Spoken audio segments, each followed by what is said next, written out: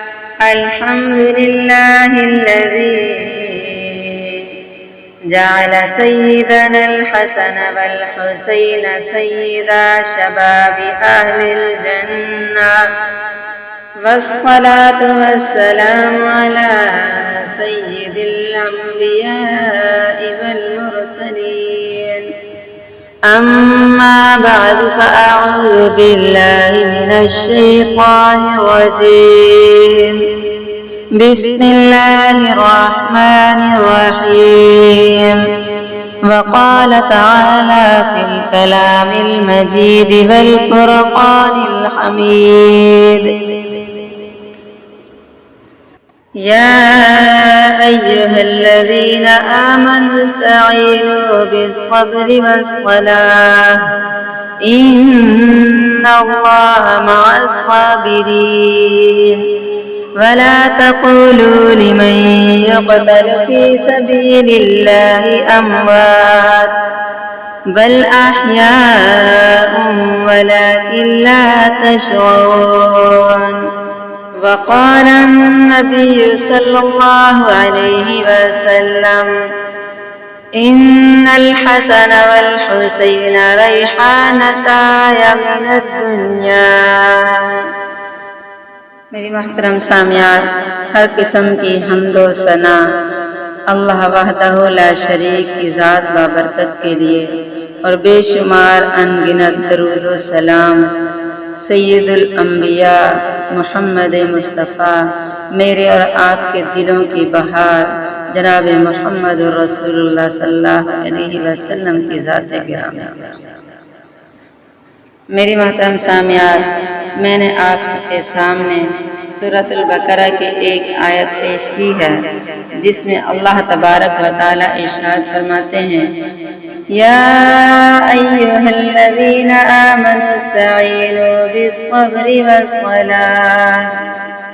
اللہ تبارک و تعالی ارشاد فرماتے ہیں: اے ایمان والو، صبر اور نماز کے ساتھ مدد طلب کرو، استعانت حاصل کرو. ان اللہ مع الصابرین. اللہ تبارک و تعالی صبر کرنے والوں کے ساتھ ہیں.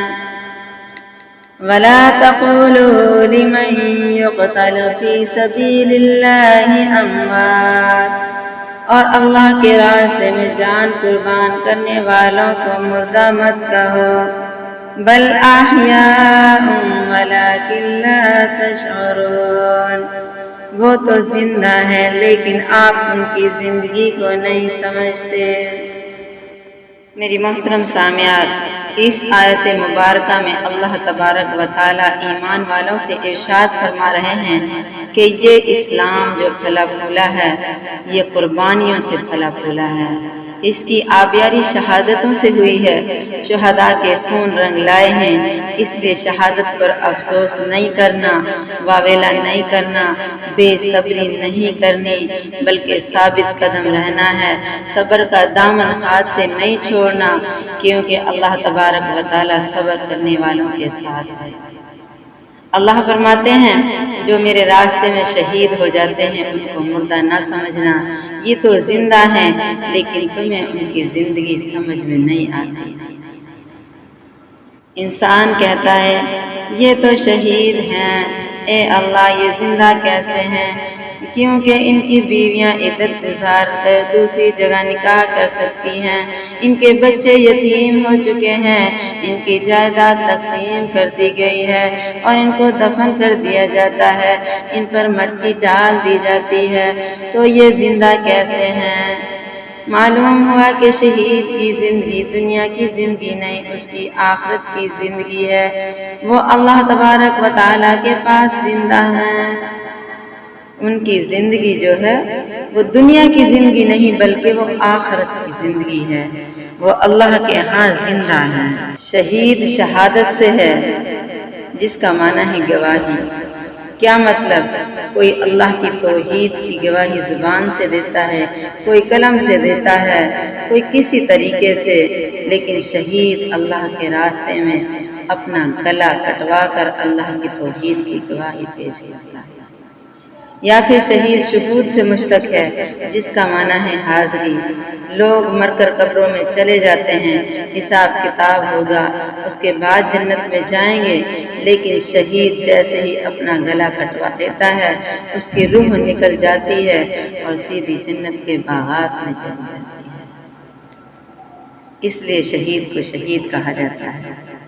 میری محترم سامعات، آج میں جس ہستی کا تذکرہ کرنا چاہتی ہوں وہ ہستی ہے آمنہ کے لال حضرت محمد مصطفیٰ صلی اللہ علیہ وسلم کا نواسہ، جگر گوشہ رسول، نور نظر بطول، گلستان رسالت کا پھول اور باغیچہ علی کی مسکراتی کلی، سیدنا حضرت حسین رضی اللہ تعالی عنہ کے بارے میں کرنا چاہتی ہوں۔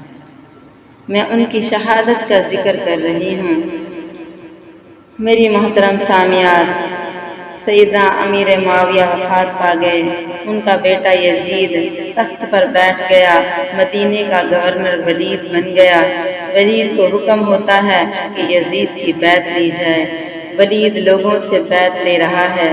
سیدنا حسین نبی کا نواسہ، جگر گوشہ رسول کو جب اطلاع ملتی ہے کہ ولید کہہ رہا ہے بیعت کرو، آپ فرماتے ہیں ولید میں یزید پر مطمئن نہیں، مجھے سوچنے کا موقع دے۔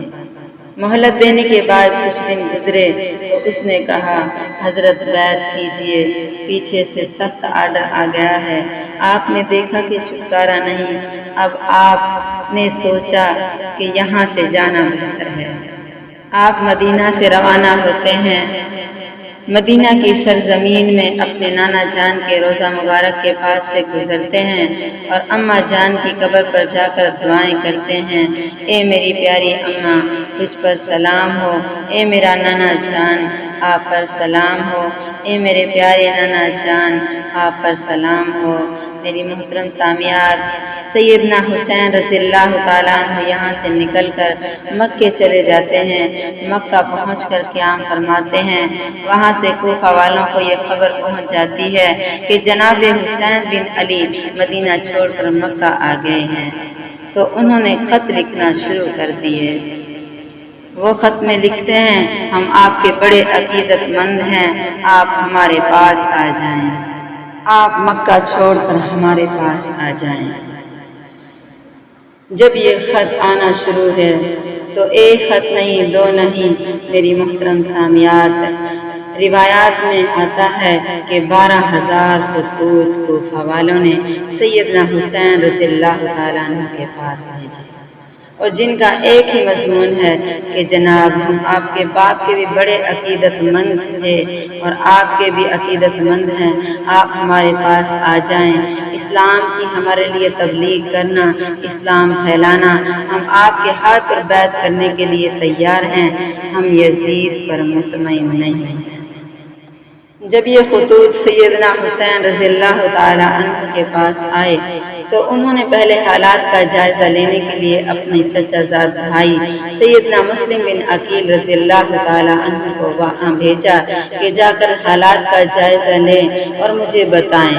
سیدنا مسلم بن عقیل جاتے ہیں اور جاتے ہوئے اپنے 2 بیٹوں عبداللہ اور ابراہیم کو ساتھ لے جاتے ہیں۔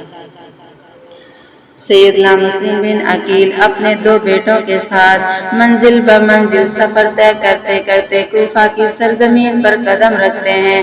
لوگوں کو پتہ چلا کہ سیدنا حسین کے چچا زاد بھائی سیدنا مسلم بن عقیل آ رہے ہیں۔ جیسے ہی لوگوں کو پتہ چلا، لوگ باہر نکل آئے، بڑا استقبال ہوا، خوش آمدید کہا۔ سیدنا مسلم بن عقیل وہاں جا کر سیدنا عبداللہ بن اوفا کے گھر ٹھہر جاتے ہیں۔ لوگوں کو اطلاع ملتی ہے تو لوگ پروانہ وار آ کر بیعت کرنا شروع کر دیتے ہیں۔ بیعت کرنے والوں کی تعداد تقریباً 4,000 ہے۔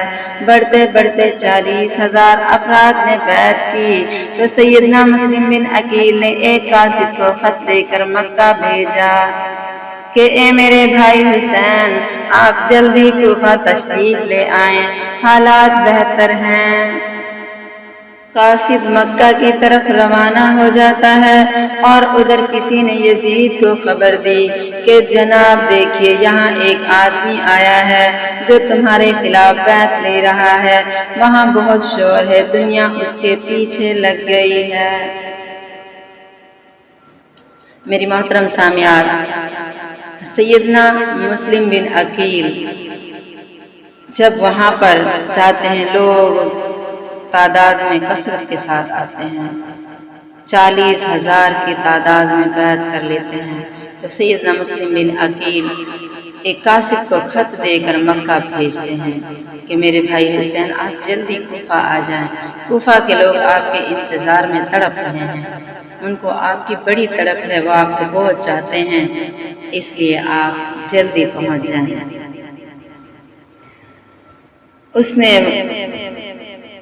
جیسے ہی یزید نے سنا کہ سیدنا حسین رضی اللہ تعالی عنہ کے بھائی مسلم بن عقیل کی طرف لوگ بڑھ رہے ہیں اور اس کی بیعت کر رہے ہیں، اس کے ہاتھ پر بیعت ہو رہے ہیں، تو یزید نے فوراً وہاں کے گورنر سیدنا نعمان بن بشیر کو خط لکھا کہ سیدنا مسلم بن عقیل کو فوراً میرے سامنے پیش کیا جائے۔ سیدنا نعمان بن بشیر کو جب یہ خط ملتا ہے تو آپ مسلم بن عقیل کو بلا کر کہتے ہیں کہ جناب مجھے یزید کی طرف سے خط آ گیا ہے، اس لیے آپ اس کے دربار میں چلیں۔ سیدنا مسلم بن عقیل فرماتے ہیں میں نے یزید کے پاس نہیں جانا۔ سیدنا نعمان بن بشیر کہنے لگے آپ کی مرضی ہے۔ لوگوں نے جا کر بتایا اے یزید، سیدنا نعمان بن بشیر بہت نرم طبیعت کا گورنر ہے، وہ تو اس کی حمایت کرتا ہے، اس پر کوئی سختی نہیں کرتا، کوئی ایکشن نہیں لیتا، چنانچہ اس کو برطرف کر کے عبید اللہ بن زیاد کو کوفہ کا گورنر مقرر کر دیا گیا۔ جب یہ ابن زیاد آیا تو اس نے آتے ہی آدمی بھیجے کہ مسلم کا پتہ کرو کہاں ہے۔ سیدنا مسلم اس وقت سیدنا عروہ بن ہانی کے گھر میں تھے۔ سیدنا عروہ بن ہانی کو بلا کر ابن زیاد نے پوچھا کہ مسلم کہاں ہے؟ عروہ بن ہانی نے لا علمی کا اظہار کیا۔ ابن زیاد نے کہا اگر تو نے نہیں بتانا تو اپنی جان کا سودا کر لے،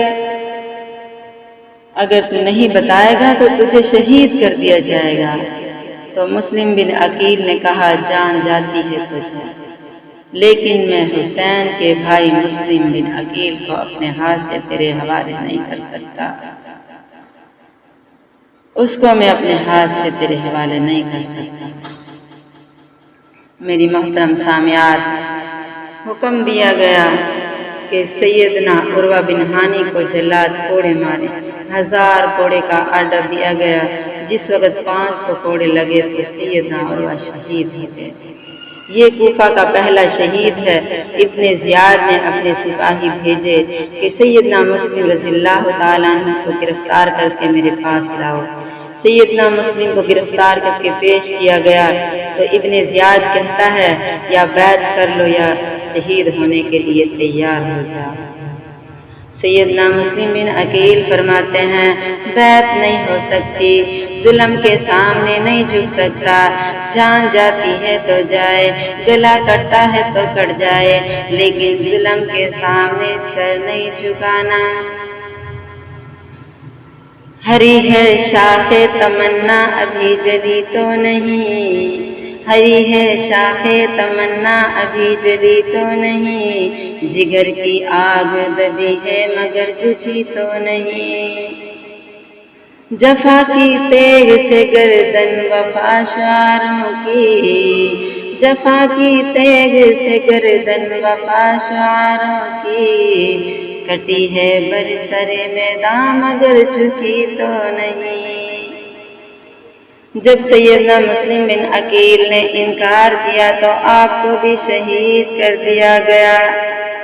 انا للہ و انا الیہ راجعون۔ آپ کا کوئی سانس اور زندگی کی کوئی رمق باقی ہے۔ آپ سیدنا عمر بن سعد کو بلا کر کہتے ہیں اے ابن سعد، تو میرا رشتہ دار ہے، اس لیے میری کچھ وصیتیں سن لے۔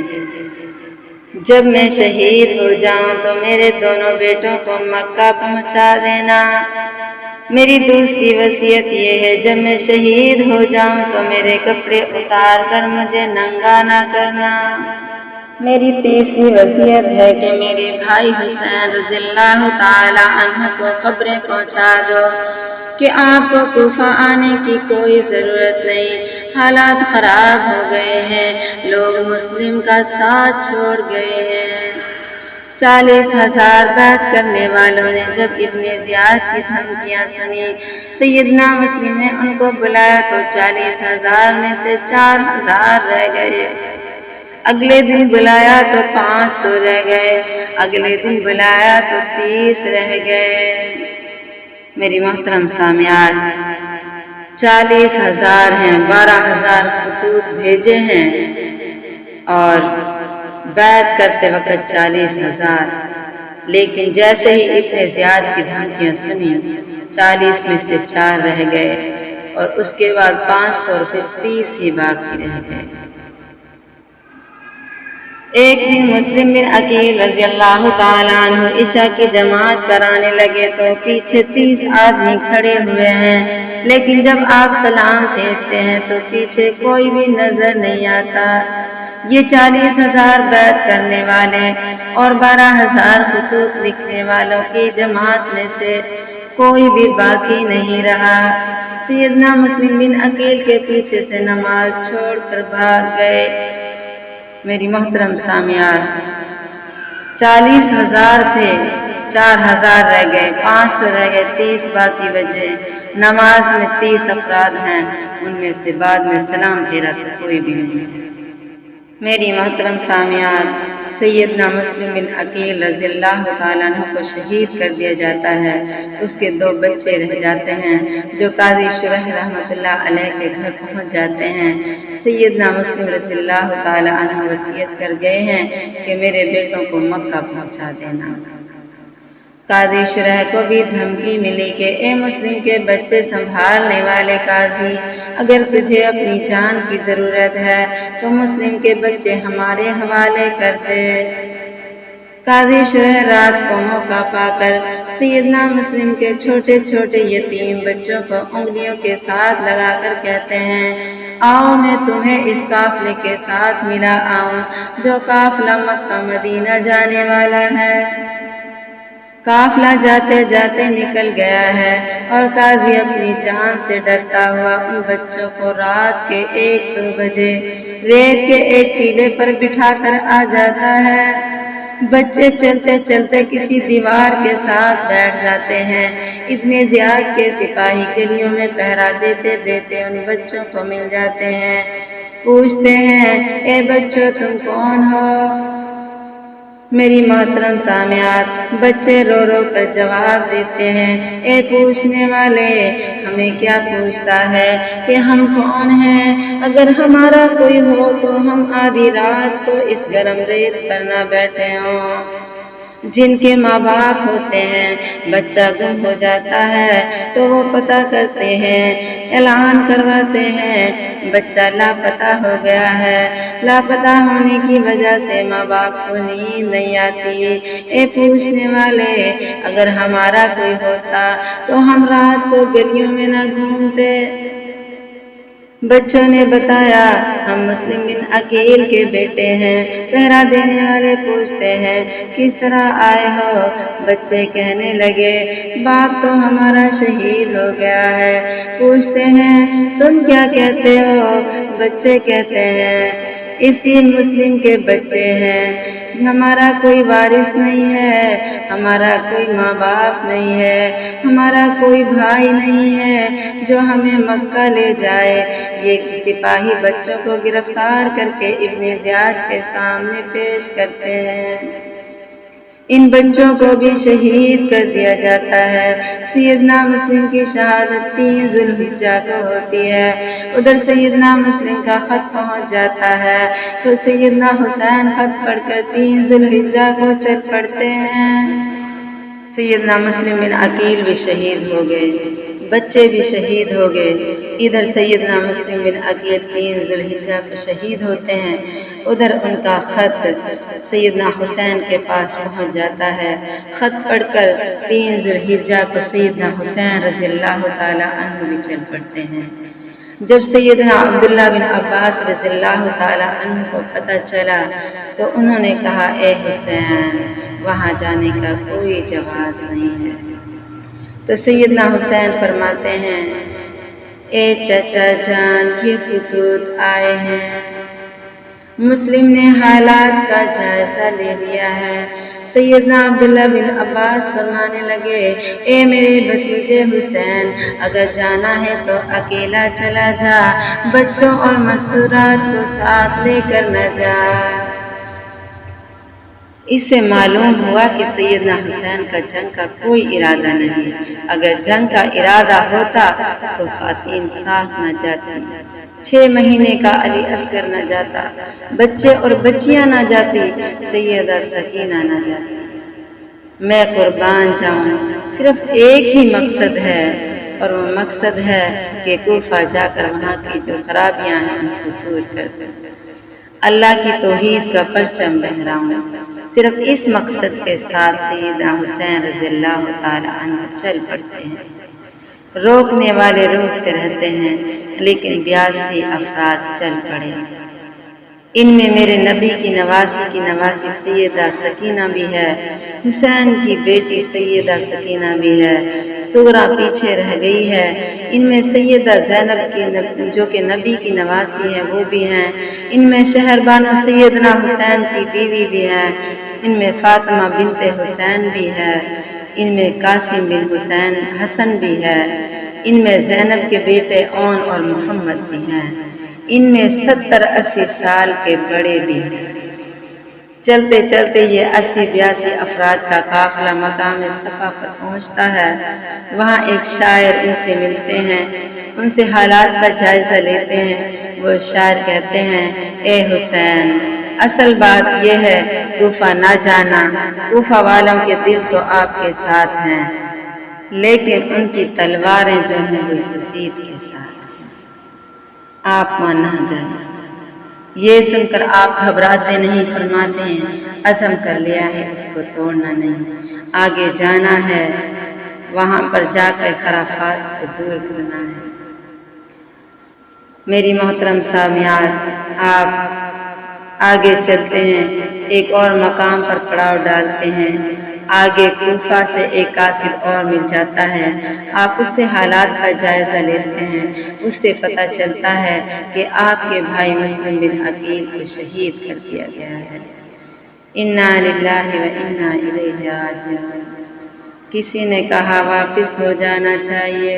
سیدنا مسلم بن عقیل کے بھائی کہتے ہیں، اے بھائی حسین، بھائیوں کو بھائیوں کے ساتھ وفاداریاں ہوتی ہیں، آپ نے بے وفائی نہیں کرنی، اب ہم نے پیچھے نہیں جانا، آگے ہی جانا ہے۔ سیدنا حسین بن علی کو بھی خیال آیا کہ میں وہاں جا کر ان خطوط کو دکھاؤں گا، ہو سکتا ہے حالات سازگار ہو جائیں۔ آپ اور آگے جاتے ہیں تو کیا دیکھتے ہیں کہ حر بن یزید 1000 آدمیوں کا لشکر لے کر آ رہا ہے۔ اس کی ملاقات سیدنا حسین رضی اللہ تعالیٰ عنہ سے ہو جاتی ہے۔ سیدنا حسین فرماتے ہیں، تو کس طرح آیا ہے؟ حر بن یزید کہتا ہے، مجھے ابن زیاد نے بھیجا ہے کہ حسین سے کہو یزید کے پاس پہنچ کر بیعت کر لے یا واپس چلا جائے۔ سیدنا حسین فرماتے ہیں کہ میں نے واپس بھی نہیں جانا اور بیعت بھی نہیں کرنی۔ دن گزرتے رہے، راتیں گزرتی گئی، قافلہ آگے جاتا رہا اور گفتگو ہوتی جا رہی ہے۔ حر بن یزید کو پیچھے سے ابن زیاد کا خط آ جاتا ہے کہ اب حسین تیرے قبضے میں ہے، تو پیچھے بھی نہ جائے، حسین تیرے قبضے میں ہے، حسین پیچھے بھی نہ جانے پائے، کسی ملک کی سرحد بھی پار نہ کرنے پائے، کسی قلعہ میں بند بھی نہ ہونے پائے، اس کو کسی جگہ اتار کر محاصرہ کر۔ سیدنا حسین بن علی اپنے ساتھیوں کے ساتھ چلتے چلتے 2 محرم آ جاتا ہے اور آپ میدان کربلا میں پہنچ جاتے ہیں۔ کربلا کھلا میدان ہے، آپ نے پوچھا یہ کون سا میدان ہے؟ جب آپ نے پوچھا کہ یہ کون سا میدان ہے تو آپ کو بتایا یہ میدان کربلا ہے۔ آپ رضی اللہ تعالی عنہ نے وہاں پر خیمے لگا دیے، مستورات بچے بٹھا دیے۔ ادھر سے عمر بن سعد 4000 لشکر لے کر پہنچ جاتا ہے۔ یہ سپہ سالار ہے، اس کو پیچھے سے آرڈر ہے کہ جا کر ان کے گرد گھیرا ڈال لو، یہ کہیں جانے نہ پائیں۔ سیدنا حسین بن علی فرماتے ہیں، اے عمر، تو میرا رشتہ دار ہے، بات سن لے، اگر حالات سازگار نہیں تو پھر 3 باتیں ہیں۔ نمبر 1، مجھے مکہ مدینہ واپس جانے دے، یا مجھے کسی اسلامی ملک کی سرحد پر جانے دے، یا پھر مجھے یزید کے ساتھ خود ہی معاملہ طے کر لینے دے۔ پیچھے سے شمر بن زیاد کا آرڈر لے کر پہنچ جاتا ہے۔ شمر نے ابن زیاد کا آرڈر سنایا کہ اب تم نہ مدینہ جا سکتے ہو، نہ مکہ جا سکتے ہو، نہ کسی کی ملک کی سرحد پر جا سکتے ہو، اب تو ہمیں حکم ہے کہ تم یہاں سے بچ کر ہی نہیں جا سکتے، بیعت کر لو ورنہ آپ کو شہید کر دیا جائے گا۔ سیدنا حسین فرماتے ہیں، بیعت تو نہیں کرنی، سر جاتا ہے تو جائے، بچے جاتے ہیں تو جائیں، ساتھی جاتے ہیں تو جائیں، لیکن ہم نے ظلم کے سامنے سر نہیں جھکانا۔ میری محترم سامعات، یہ سیدنا حسین رضی اللہ تعالی عنہ کا ہمارے لیے پیغام ہے کہ ظلم کے سامنے کبھی سر نہیں جھکایا جا سکتا۔ میں قربان جاؤں، ساری دھمکیاں موجود ہیں، لیکن نواسہ رسول کے دل پر کوئی بوجھ اور اثر نہیں۔ اگلا دن آتا ہے تو آمنا سامنا ہو جاتا ہے۔ سپہ سالار عمر بن سعد لشکر لے کر آ جاتا ہے، پانی ختم ہو جاتا ہے، پیاس لگتی ہے تو سیدنا عباس کو دریا فرات سے پانی لینے کے لیے بھیجا جاتا ہے۔ وہاں ابن زیاد کی فوجیں لگی ہوئی ہیں، پہرا دے رہی ہیں، 500 آدمی پہرے پر ہیں۔ پانی بند کر دیا گیا، 3 دن تک پانی بند ہوتا رہا، پانی کا ایک گھونٹ نہیں، سب کو پیاس لگ رہی ہے، بچے عورتیں سب پیاسے جان سے جا رہے ہیں۔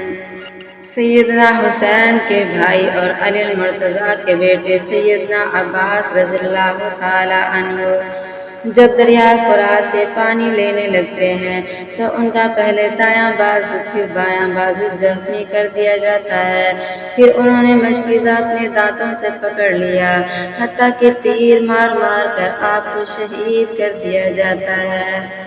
سیدنا حسین رضی اللہ تعالی عنہ اٹھتے ہیں اور اپنے بھائی کے لاشوں کو اٹھا کر خیموں کے پاس لے آتے ہیں۔ اگلا دن آتا ہے تو پھر 2 جعفری بھائی نکلتے ہیں، پھر غفاری برادر نکلتے ہیں، پھر ایک وقت آتا ہے کہ میرا قاسم نکلتا ہے۔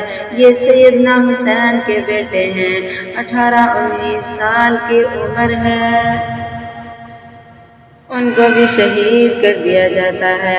ان کے بعد علی اکبر نکلتے ہیں، یہ بھی 18 سال کا نوجوان ہے، اپنی ماں کو ملتا ہے، اپنی پھوپھی جان زینب کو ملتا ہے، اپنی بہن سکینہ کو ملتا ہے اور اپنے ابا جان کے گلے لگ جاتا ہے، یہ بھی جا کر شہید ہو جاتا ہے۔ اب کوئی سانس باقی ہے کہ بیٹا علی اکبر اپنے باپ سیدنا حسین کو فرماتے ہیں، اے ابا جان، موت کا وقت تو آ گیا ہے، اس لیے گھر میں میری ماں، پھوپھی، بہنوں اور مدینہ والی سغرا کو میرا سلام پہنچا دینا۔ ہم وعدہ کر کے آئے تھے کہ بہن آپ کو لے کر جائیں گے۔ ادھر سیدہ سغرا رضی اللہ تعالی عنہا مدینہ سے باہر نکل کر مدینہ کی راہ چلنے والوں سے پوچھتی ہے، اے مسافروں، اگر کوئی کوفہ سے آیا ہے تو میرے بھائی کا پتہ بتائے، میرے باپ کا پتہ بتائے، میری پھوپھیوں کا پتہ بتائے، میری بہنوں کا پتہ بتائے۔ ان کے بعد 6 ماہ کا علی اصغر آیا، جس کے حلق میں تیر لگا تو یہ بھی شہید ہو گیا۔ انا للہ و انا الیہ راجعون۔ ادھر حضرت سیدہ سغرا رضی اللہ تعالی عنہ پریشان ہیں۔ وہ مسافروں سے پوچھتی ہیں کہ میرے بھائی، میرے باپ، میری پھوپھیوں، میری بہنوں کا کوئی پتہ ہے تو بتاؤ، ان کا کیا حال ہے۔ 6 ماہ کا علی اصغر شہید ہو گیا۔ سیدنا حسین سے سب کی نعشیں دفن نہیں ہوتی، یہ چھوٹا سا 6 ماہ کا بچہ ہے۔ سیدنا حسین رضی اللہ تعالیٰ عنہ قبر کھود رہے ہیں، گود میں علی اصغر کو ڈالا ہوا ہے، قبر میں لٹا کر اوپر سے مٹی ڈالتے ہیں۔ جوان بیٹے کی لاش حضرت سیدنا حسین رضی اللہ تعالیٰ عنہ کے سامنے ہے۔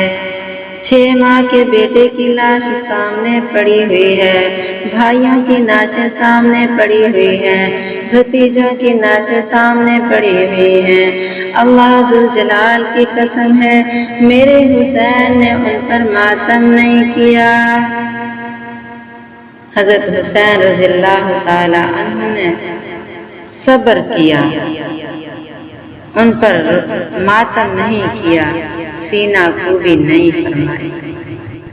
میرے محترم سامعات، سب شہید ہو جاتے ہیں، 70-72 لاشیں سامنے پڑے ہوئے ہیں۔ اب سیدنا حسین رضی اللہ تعالی عنہ کی باری آئی، آخری وقت ہے، آپ خیموں میں جاتے ہیں، بہن زینب کو ملتے ہیں، بچی سکینہ کے سر پر پیار دیتے ہیں۔ سیدنا حسین رضی اللہ تعالی عنہ خیموں میں جا کر شہر بانو کو ملتے ہیں، اور شہر بانو سیدنا حسین رضی اللہ تعالی عنہ کو چلتے وقت کہتی ہے، اے میرے سر کے تاج، اگر مجھ سے کوئی غلطی ہو گئی ہو تو معاف فرما دینا۔ بہن زینب بھائی کے گلے لگ جاتی ہے، اور سیدنا حسین آخری وصیتیں فرماتے ہیں، لا ترخی علی شعرا، اے میری بہن، میری شہادت پر صبر کرنا، اپنے بال نہ کھولنا، ولا تناوی بالویل والویل، میرے اوپر واویلا نہ کرنا، صبر کا مظاہرہ کرنا، صبر سے رہنا۔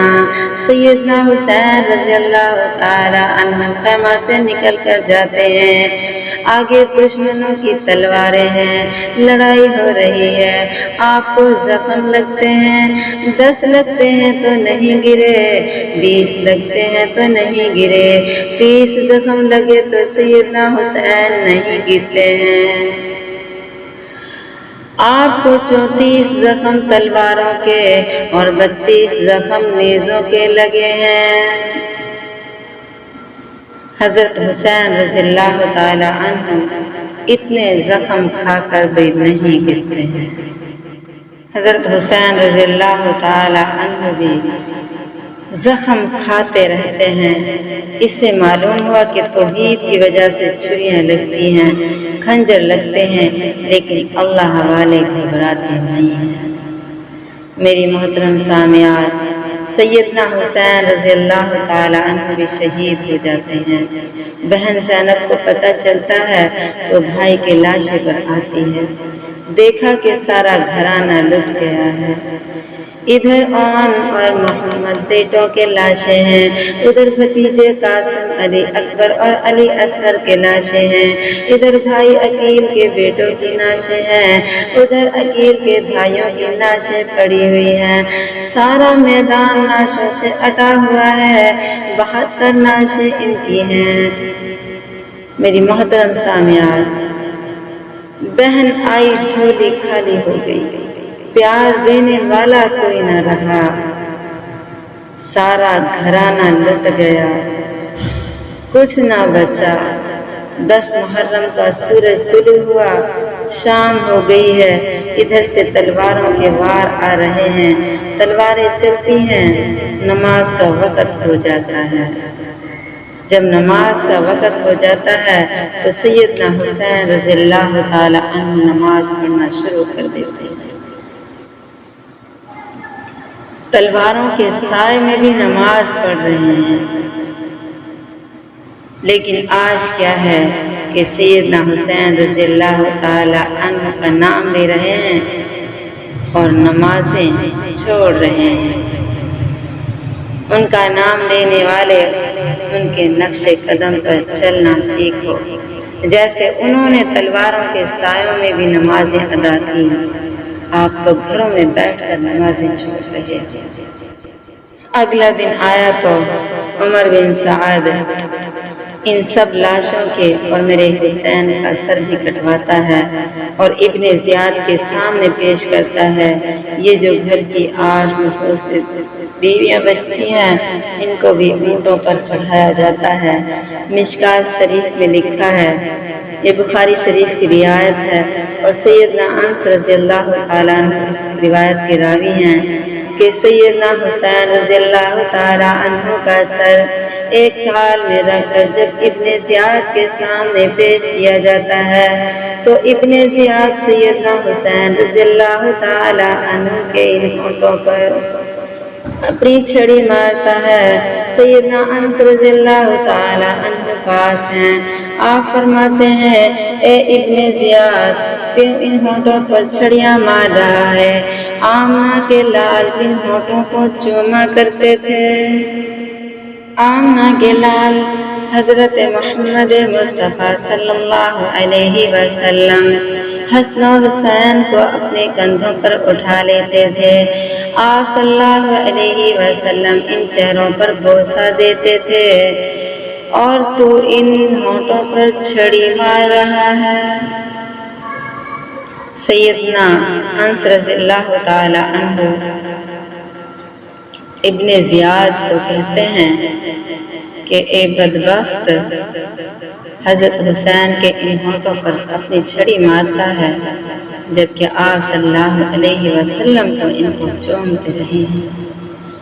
آمنہ کے لال حسین کی زبان منہ میں ڈال کر چوستے تھے، آپ صلی اللہ علیہ وسلم حسن و حسین کو کندھوں پر سوار فرماتے تھے۔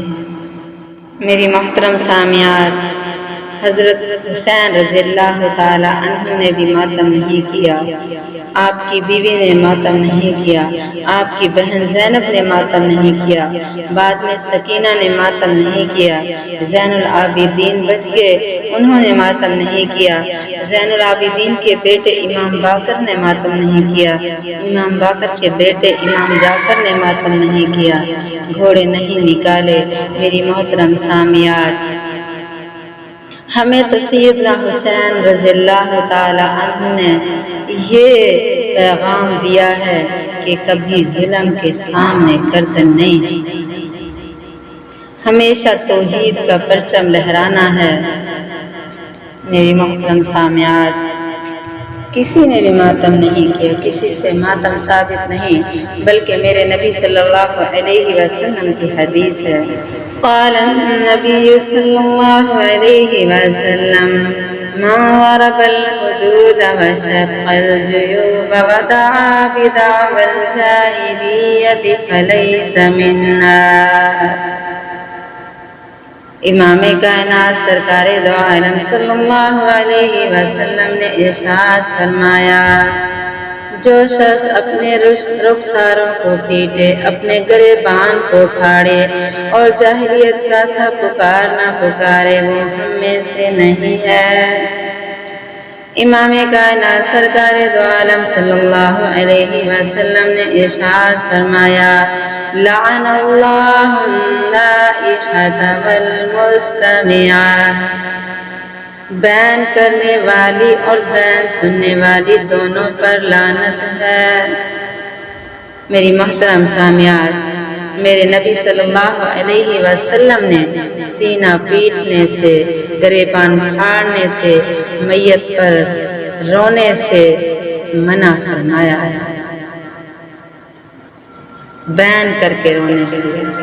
ویسے تو انسان کا دل ہے، یہ پتھر نہیں، یہ آنسو آ جائیں وہ ایک الگ بات ہے، لیکن میرے نبی نے بیان کر کے رونے سے منع فرمایا ہے۔ ہمارے لیے یہ پیغام ہے کہ ہمیں صبر کرنا چاہیے، اللہ تبارک و تعالیٰ صبر کرنے والوں کے ساتھ ہیں۔ تو اللہ تبارک و تعالیٰ سے دعا ہے کہ مجھے اور آپ کو اپنے قرآن نبی صلی اللہ علیہ وسلم کے فرمان پر عمل کی توفیق نصیب فرمائے۔ وآخر دعوانا الحمدللہ رب العالمین۔